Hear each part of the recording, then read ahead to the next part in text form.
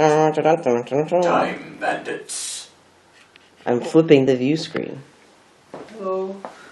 So, what happened was, I'm still bitter about the Time Bandits remake trailer, because Time Bandits is my favourite film, so I showed Aaron, who's visiting, the trailer, and then, someone had the idea, possibly me, possibly someone else, to watch the original. This decision was made without me. I was in the kitchen. So it's the first time seeing it, saw part of it when I was like 6 years old. In the 80s. And it's my favourite film, but I haven't seen it in about 10 years. So, still fucking amazing. Holly enjoyed it. Yep.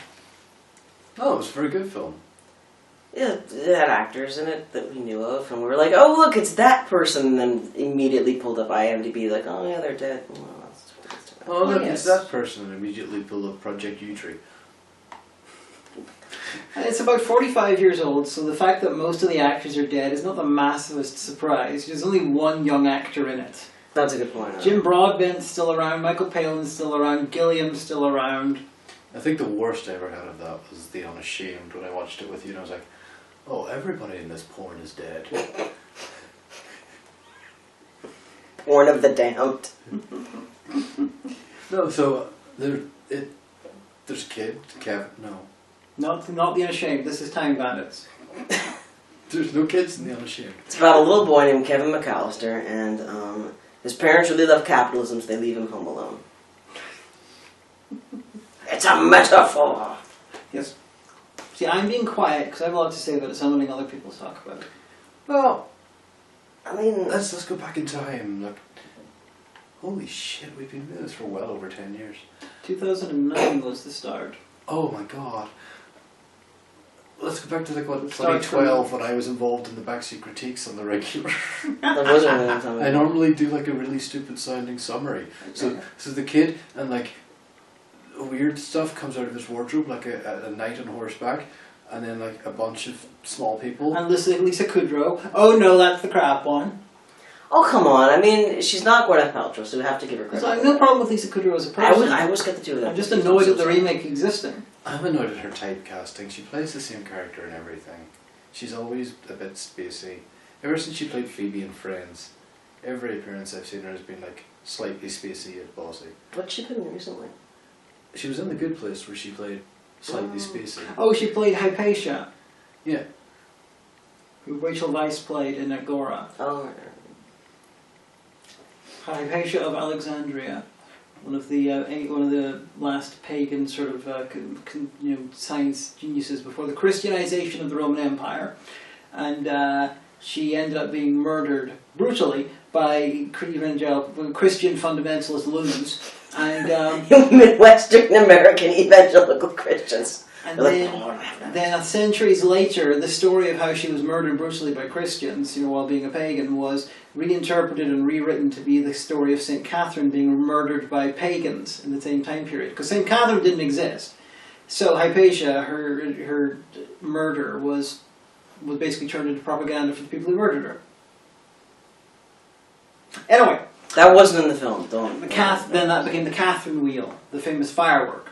It's been named after Catherine. But Time Bandits, you got the kid, and then you got the Time Bandits. Though they never get called the Time Bandits in the film, which makes it more interesting automatically than the remake. They introduce themselves as international criminals, and the kid's just seems legit. Let's go. Although it's not really international; it's more like interdimensional.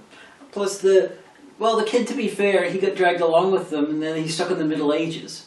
Yeah. No, stuck in the Napoleonic Wars. So he's might as well stay with them. Yeah. At least until, ancient Greece happens. But I mean, travelling forwards in time's easy. Yeah, but do it pretty slowly.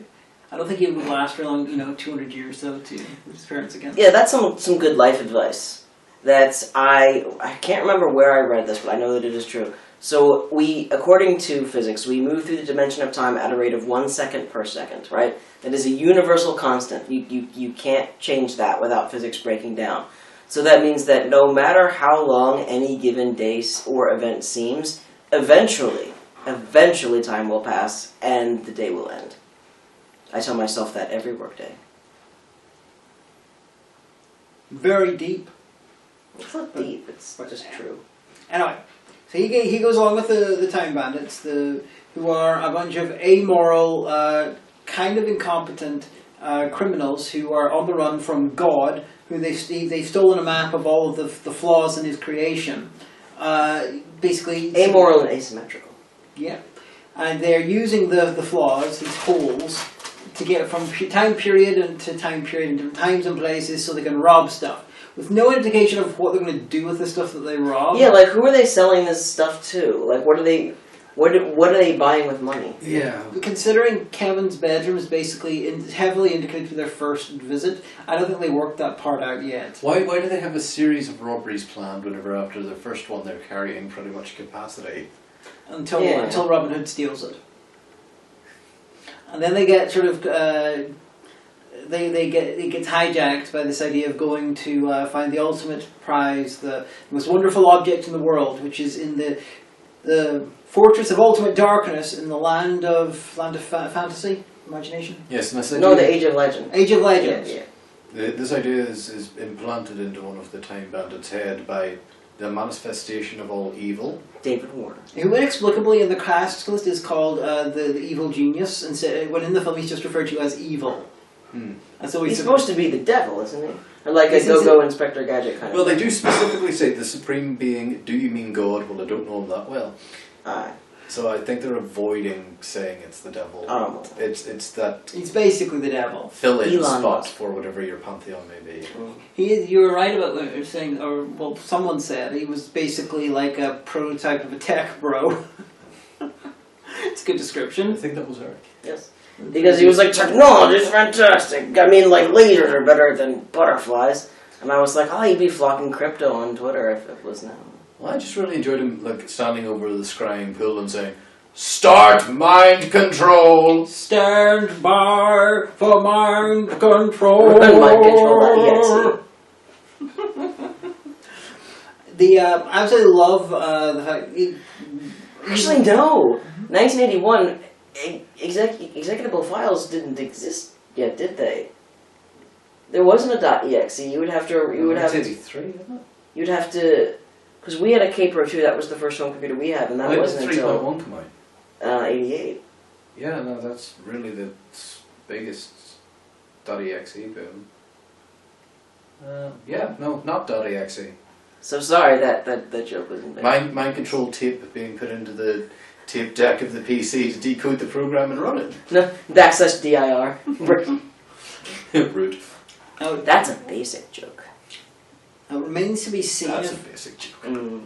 Sorry. It remains to be seen if I'm going to get obsessed with this enough to come up with a headcanon for it. But Horseflesh is the extra Time Bandit who is lost before this all happened. He's the one who created the map. He was their former leader. He's mentioned a couple of times. But specifically as being dead. Yes, they're talking about him and then they say he's dead. Horseflesh is also credited in the film and has been identified as the actor playing the little person who's working for evil. But he never says anything there. They have no interaction. He has no interactions with the Time Bandits in the thing of Ultimate Darkness. He is also never connected with evil's wish for the map. You'd think he would know about where the holes are and stuff if he wrote it for them. So something's going on. Probably something happened between two drafts of the film and they just sort of don't quite line up. But I think if I get obsessed with this, I could come up with a theory about what exactly happened to Horseflesh. The fall of Horseflesh. That lines up with all the information given in the film and the credits. And Horselips is an Irish rock band. Connection. According to Gilliam, they cut Horseflesh from the script because they didn't want to get in trouble for having 7 dwarves. Good point. That's another thing that I thought about while I was cooking about maybe why the new cast does not utilize any little people. And originally I thought probably because the studio was like, no one will watch that. We want to pay famous people because people will pay money to see that. But it could have been an issue of they didn't want to seem ableist by, like, how when, like, a company thinks, oh no, people will get angry at us if we do bad things and we'll get canceled. So they, like, overreact and they, like, kind of, like, make straw men of what they think people will react about. And that's why you get really, really, really whack-mobile decisions And then people were like, why did you make this black woman be able to sit? And they're like, well, we didn't want to offend people by doing thing. And everyone's like, that's so not even what anyone's talking about. It kind of reminds me of this story. I can't remember if this was in the United States or in UK. There was acrobatics. They would travel around and it was part of a circus. And some of they were from Mexico, I believe. A couple of the acrobats had hypertrichosis. They were brothers, and so they had hairy faces and stuff like that. And there were people protesting, the fact that they were being put on display like a freak show and stuff like that. And the guys were like, dude, we're just acrobats. And then there was an article on this, and without any kind of sort of self-awareness, there was a quote on the bottom from an animal rights charity talking about how bad it was. Jesus Christ. That they put these people on display. And it's like, what do you think people with hypertrichosis are, you fucking morons? Yeah, it does strike me as one of those kind of things like, yeah, okay, but if we make them all little people, they'll look like real assholes. Okay, well, no, we'll so they will have no little people acting. It's the exact same argument as you get on Tumblr and places like that about cultural appropriation, about people going to Japan and going into a Japanese place, a business run by Japanese people, and trying on Japanese cultural clothing with the full consent and providing money to the Japanese people who are like, please come and do the service, yes, you can wear a kimono. And then they upload pictures of it and everybody's like, that's cultural appropriation and you're evil for having done this. See, I've never actually seen... No. I've seen instances of cultural appropriation where, someone from a culture writes a cookery book, and it's like, oh, here's the recipes in my culture, and everyone's like, that's grand. And then, some random woman from California is like, oh my gosh, has anyone ever heard of this thing called sushi? Oh, and, tries to, as if she's made it up kind of thing. There is a genuine issue. So, I've seen stuff like that, but I've never actually seen someone from a specific culture be like, that's bad, don't do that. No 7-year-old child, don't wear a kimono. I've never seen that before. I have seen white people reacting to this and shouting at other white people over offending hypothetical third parties that don't actually seem to be offended. Yeah, if it's actual someone being like, hey, I'm from this culture, or the Maori tattoos. What are they called? I don't remember the name. There's a name for them, but you can they mean something, and they're on, it's very personalized. And apparently, there are ones that you can get if you're white, and Maori folks are like, oh, hey, here's the ones that we have for foreigners, and you can have them, and they talk all about your tattoos. But I think so with something like that, where if someone was like, I'll just paint on Maori tattoos, I could see somebody from that culture being like, no, don't be doing that. But I genuinely remember there was an actual big post online, I believe it was Tumblr at the time when Super Mario Odyssey came out, about him being able to purchase in the shop a poncho and a sombrero while running around a Mexican themed town. And it was like, oh, this is so evil, Mario's a white European, he should not be wearing the cultural costume of...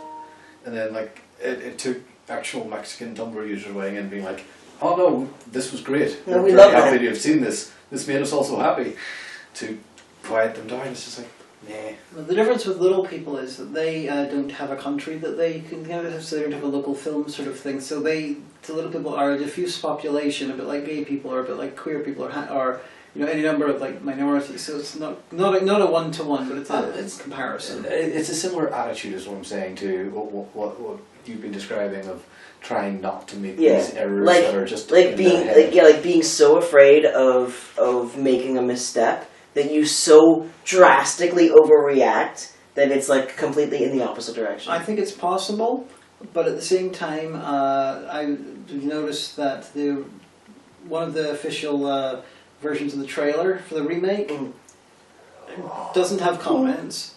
Most of the other comments of the trailer, when I'm looking through the comments, I've seen a lot of people commenting on the lack of little people. That if it did come from a place, and even an accidental good place like that, I would have thought they would have made some kind of a mention of it, but they've not. Yeah, but here's the thing, though. It's not this is an Apple TV thing, right? Yeah. It's not like Apple's going to come out and be like, no, see, shut up, guys. We thought you'd be angry at us. That's why we did it. It's all that makes it even worse. Theory crafting, we'll never actually know. But anyway, back to the actual film. Because Yeah, David Warner was in it. because the trailer for the remake does look terrible, but it's not just the usual Willow the TV show terrible, which is just where everything looks sheeny and clean and just god awful.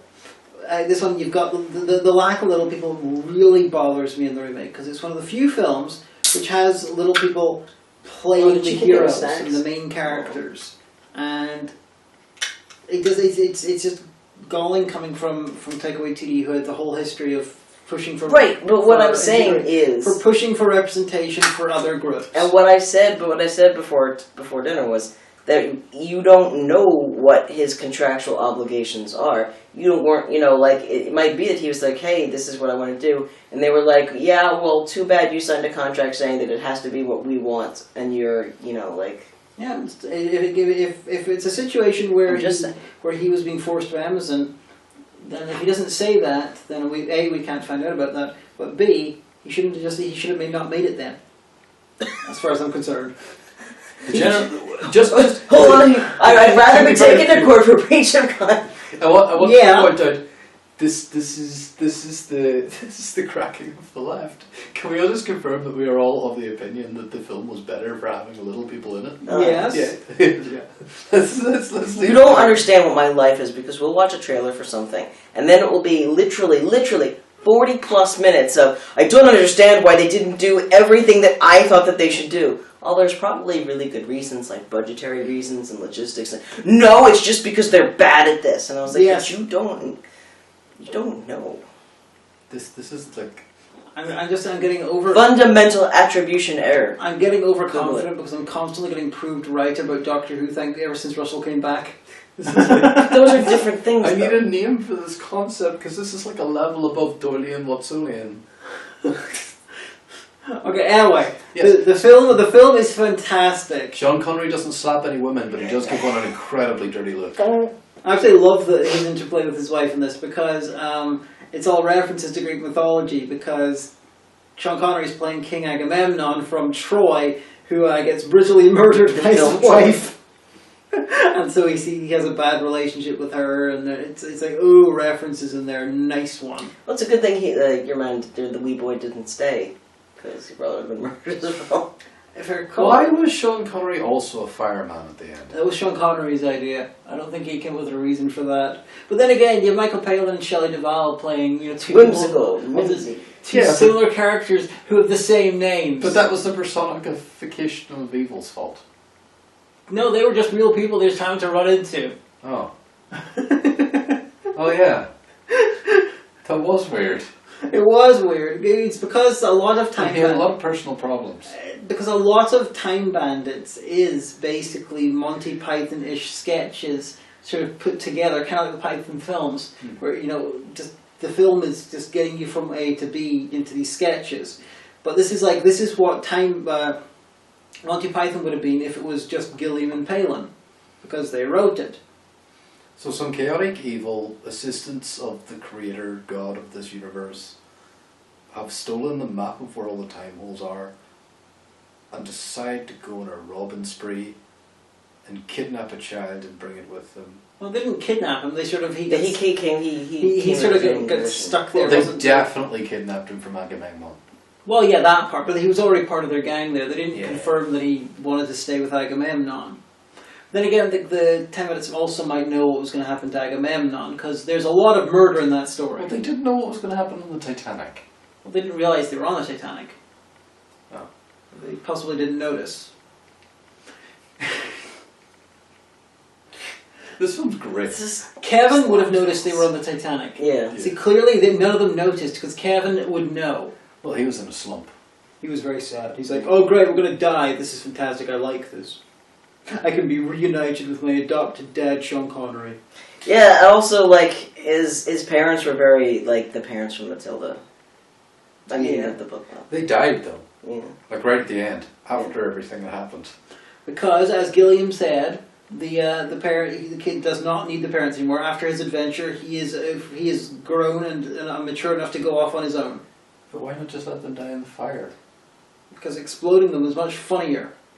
Yeah, but then, who's, like I said, who inherits the property? Does he have family? The neighbor's just kind of like, Jesus Christ. And he's like, Yeah, no one cares. And Sean Connery's just like, That's Thatcher's Britain. That's like the mentor. literally. The mentor in a hero's journey story, surviving the big death scene, then just be like, well, this is a hero's journey. And you got the whole end finale bit, which it's slightly subtle, but not as subtle as it could be. It's a metaphor. You've got the because everything's the evil's whole thing is artificiality. You've got the guys, covered in clear plastic. You've got him obsessed with computers and stuff. It is modern. Well, whenever the protagonist comes face to face with the personification of evil, it starts showing the same ad that was being shown for a new kitchen. Yeah, in the same game show, and I'm like, oh god, it's... And here's the thing, the first thing I thought is it's like that show in Requiem for a Dream, that your woman wants to, that's her whole driving motivation is to be on the show. And then I was like, oh, it's like Requiem for a Dream, and you said, yeah, but that was made after that. I said, yeah, but it's just in the book, and the book was written in 1978. So Requiem for a Dream predates this. So if that but I googled it, and no one else has, no one else has made any connection. That might have been invented for the film, or it might be very different in the book. Who knows? We have to read the book to confirm. Well, I read the wiki for the thing, and You've read the Cliff Notes. Is the story the same? That part of it? Yeah. Okay. A lot of books change things heavily because the same year as this, Shelley Duvall was in The Shining. Quite a lot different there. I saw the Artemis Fowl movie. See? Oh, that was really bad, wasn't it? Oh, Dominic Noble did a whole thing. Right in childhood. See, I was too old for those books. I shelved them when I worked at Barnes & Noble. I grew up in Ireland during the release of those books. Oh, It was required reading for the bookish nerd child. well, but the final battle is taking place in this sort of place where you've got weird checkerboard stuff on the wall. You've got these giant Lego blocks. Now part of it is okay, this is artificiality. The blocks are literally Lego and stuff like that. It's plastic. This makes total sense. Then later on, you see when Kevin's house is burning down, you can see the floor of his bedroom. You've got a board game, a chess set, right next to some Lego and a castle ruins, which one of the firemen stands on, which looks just like the place that they were. Mm-hmm. So, which means that this section of the Fortress of Ultimate Evil was forming itself based on the minds of the people who were there. It's amorphous because it definitely literally happened. So, but it formed itself to be based on Kevin's sort of mind and stuff. But also, if you look around his bedroom in various shots, all of the forces that come to help, because at the end it's got a whole Avengers Endgame thing with different with fighters from different time periods, all teaming up to kill David Warner, which as you know, all teaming up to actually not kill David Warner, because it doesn't. Poundland's own Avengers Endgame was 3 cowboys and 4 knights on horseback. Oh, it would have been really great. It would have been really great if the grandpa from Princess Bride showed up right at the end, oh, sorry to hear you're staying home from school today. Oh God.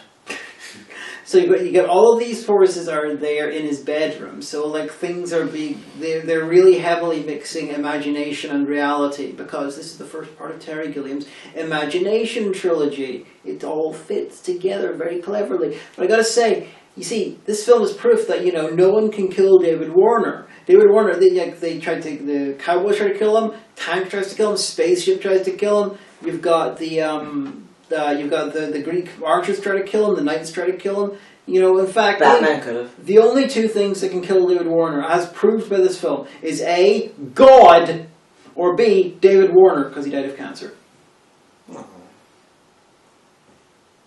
Or Batman. God literally walks in and sorts everything out during the final battle. It's another ancient reference. It would have been better if God was played by the guy with the announcer voice from Rocky Horror Picture Show.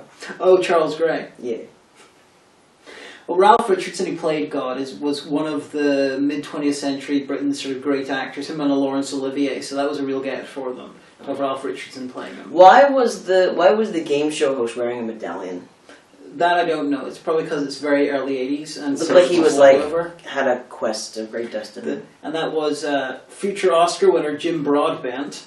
What? He won it for best supporting actor for him and Judi Dench, and one of them had the characters had Alzheimer's and they were very old in English. It was 3 or 4 years ago. That sounds sad and depressing.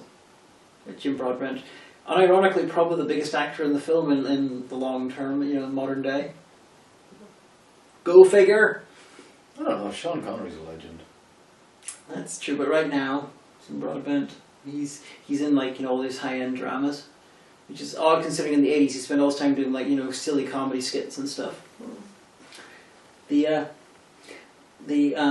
one element that this is, you know, okay, all elements this is better than the remake, but in particular, in the remake, all of the Time Bandits are like, oh, I'm a pirate one, oh, I'm a Viking one, oh, there's one time period each, which it looks very, very artificially designed. While this one, they're all wearing random shit from different time periods, some of it which is not clothing, which is what you might get if you got a bunch of people who are from some sort of spiritual and ethereal realm trying to dress like normal humans to fit in with history.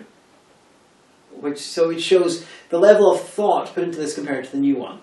The new one also, from the trailer, they seem to be stealing artifacts of historical significance. Yeah. Just like National Treasure. Oh my god.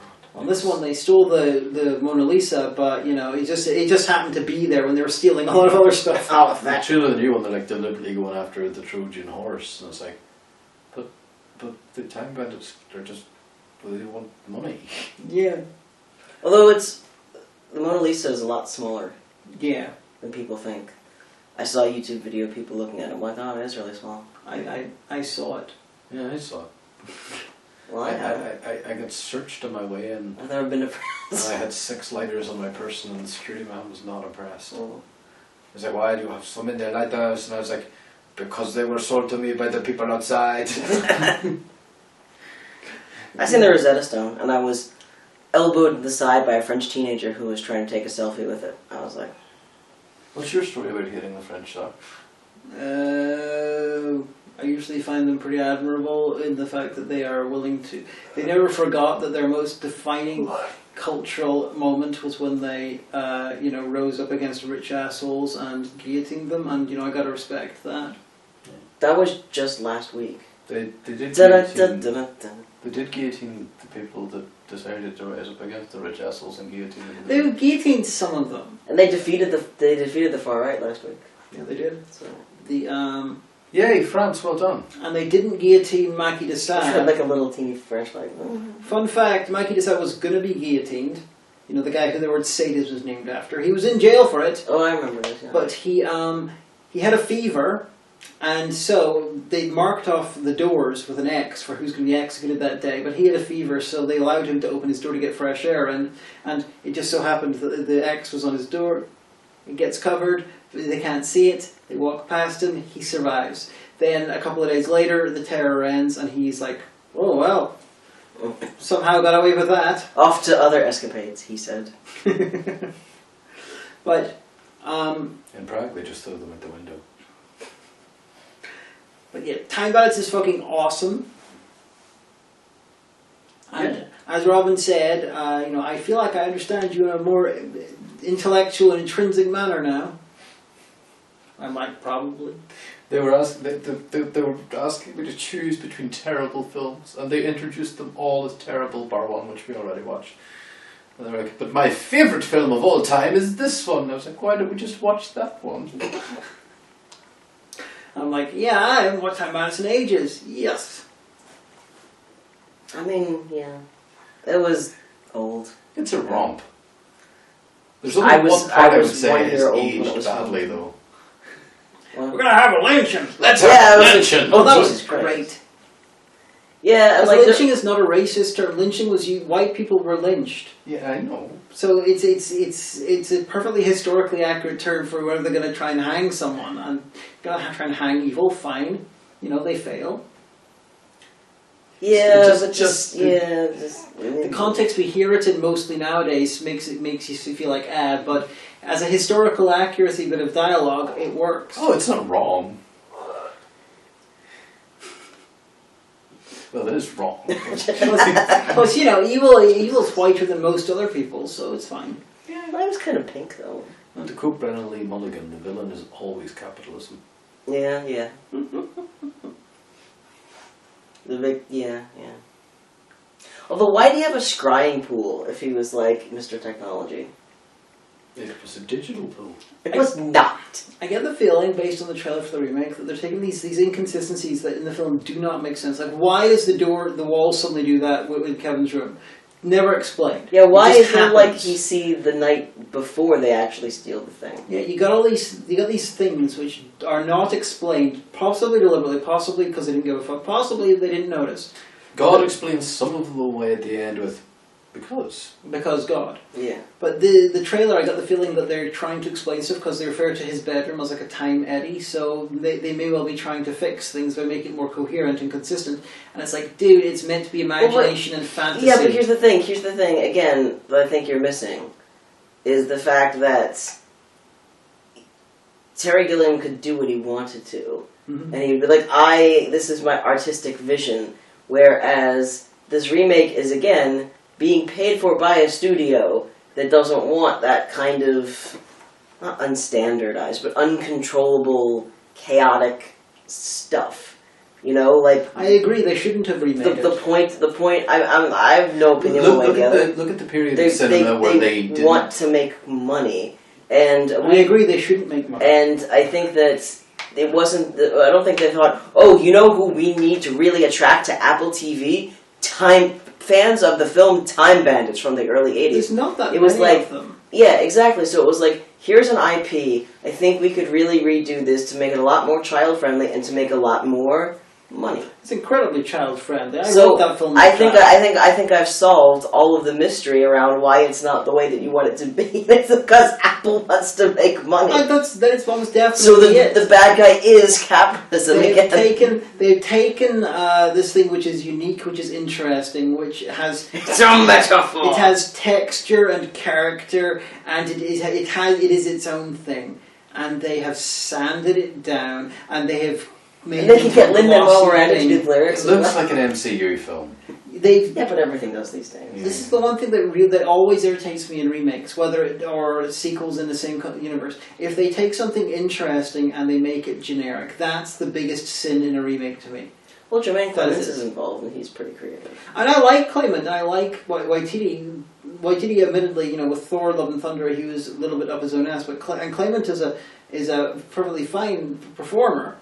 It's just that Clement is funnier when he's being Vladislav from What We Do in the Shadows. When he's he is the height and sort of intensity. Creepy paper.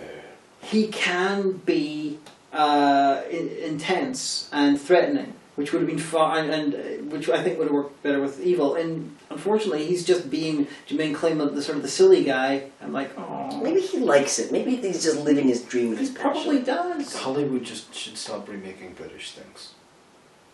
Well, or just let Brits remake them. And, trying to make everyone sad even more, because there's a script floating out there which was written in the 90s, Time Bandits 2. Terry Gilliam wrote it with Gerald McEwen, who played the guy who played the theatre manager. All right. Because he co-wrote Baron Munchausen, and the entire gang was back except Randall, because David Rappaport killed himself in the early 90s, and Jack Purvis, who played Wally, he had a small part. He was in a wheelchair. He had a terrible accident, and so he was in a wheelchair. But the rest of the gang were there, and they were going to go on another sort of set of heists and stuff with the little girl, I believe.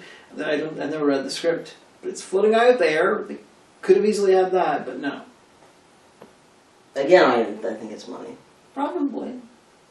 But I do know that Apple, if you're watching, write the show. It's the slow enshittification of modern big budget cinema. It's all becoming more homogenized. The constant outsourcing of everything to CGI makes it all look the same, because there's only so many ways to do skybeam effect before it becomes old. Not only is everything new going to be more homogenous than it was, but we're going to go back in time and steal the stuff from the past, like some sort of Time Bandit, and remake it in a more homogenized way. It's a metaphor. Leave my kids' literature alone. And the guy doing it in this case is like the god of the universe, playing God. He's therefore showing off his power in order to form the universe of the series, which is nothing but a pale imitation of the original. You hear that, Taika Waititi? Apparently, big trouble if you come over our Apparently Gilliam, because he's the executive producer on the TV show, contractually he is. he was supposed to go down there to watch filming and basically help big up the production, being all sick, talk about how excited he is. Apparently he left after like 2 days after getting very offended by what he was seeing, and like, good on you, Gilliam. Reach out, like tweet at him. I'm sure he's got socials. So be like, listen, It's I like- need to go to crack. It's like, Gilliam, we hear bad stories about you from time to time, and you're occasionally a twat, but in that case, respect. What was the one that we saw with Adam Driver in the desert? Oh, the man who killed Don Quixote. I didn't like that. I preferred the original version It's of that, very pretentious. which Johnny Depp was in, which collapsed after like 4 days filming that version of the story because there was a lot of rewrites between them. That I preferred. What was the film with the bald dude who lived in a church? The Zero Theorem. Was that Gilliam? Yes. Ah. That was basically his bad remake of Brazil. Did I watch that? Yeah. Yeah, Okay. you watched that with us. That was at Marlborough Street, right? No, the Right. one before that. Oh, at Argo. Yeah. Oh. Yeah, that was his. The Gilliam hasn't made a film since. I doubt he will make another one. Although he might actually. No, I think he's working on one right now. I don't know. But I didn't like the one with Adam Driver. So yeah. Because you know what, he just always plays assholes. Like if I ever met him, I'm sure he's like a perfectly nice guy. I'd be like, I feel like I shouldn't like you because you're always a dick. See, that one he's just an asshole. Who's like drove people mad and shit like that happens. Just there wasn't anyone good in that film. You know what it reminded me of? It reminded me of reading the book Wicked, where there's just every character is absolutely irredeemable. There's just no person that you're actually rooting for. It's just, I don't know. They're all evil. Yes. I don't know what happened. You just suddenly. Oh no, I was thinking the timing. Oh. I got the feeling that we've probably gone over. Oh. But we should end it there. But yeah, So watch Time Bandits. You can probably stream it on Apple TV. probably There's a can. dog in the shot. Oh. Oh, bye bye.